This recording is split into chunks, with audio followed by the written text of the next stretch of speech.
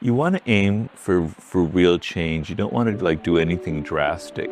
So if you can go completely cold turkey, if you say, all right, I'm just going to completely cut off social media, it'll be very difficult for you, particularly if you spend several hours a day on it. So you have to aim a little bit small and take kind of realistic steps.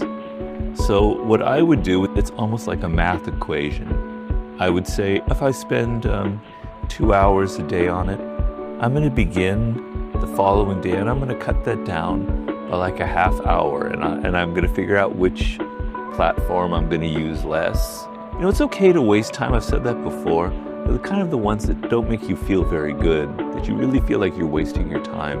And I would cut those out first, and I would slowly go at it. And then, so you've reduced it half an hour, then you slowly get it down to an hour. And then when you get it down to something reasonable and you feel comfortable, and what I mean feeling comfortable, you don't feel that itch, that habit, gotta grab it. You don't feel like you're depriving yourself. You reach a point where it feels kind of good and you feel a little bit liberated. And then I would take a day, I would schedule like a day a week where I would go cold turkey, where I would not have it with me at all. And one thing that I really makes me upset, even pissed off, is I take a bike ride up into these hills nearby. No cars are allowed. I hardly see any people. It's really wonderful. Then I'll come upon somebody who's coming down the same road where there's just total silence. It's so beautiful. And they're like yammering on their phone, or they're like this. And I want to slap them across the face and say, just put that damn thing away for a few seconds.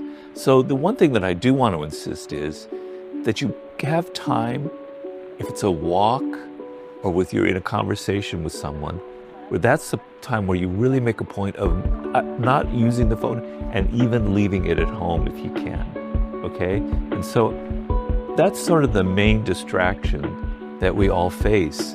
But the other thing that you want to build at the same time is you want to build powers of focus and meditation. Obviously, on many occasions here, I've advocated meditating as a really helpful thing to help you overcome distractions and help you focus. But there are other things you can do. So like when you're listening to music, this is something I'm writing about in the chapter right now in my Sublime book. When you're listening to music, sometimes make it a form of meditation where you absorb yourself completely in the sounds. For half an hour, you actually listen deeply, and you don't let your thoughts constantly distract you. Or you're reading a book, you allow yourself to get so deeply involved that you kind of lose yourself in those moments. The opposite of the distractions are feelings of flow, when you're just absolutely in the moment and it feels wonderful and you're just flowing with time, you're flowing with the music, you're flowing with the book that you're reading. So here to sum it up, I would say, as a math equation, slowly reduce 15 minutes till you get it down to an hour, something kind of comfortable. Then try cold turkey.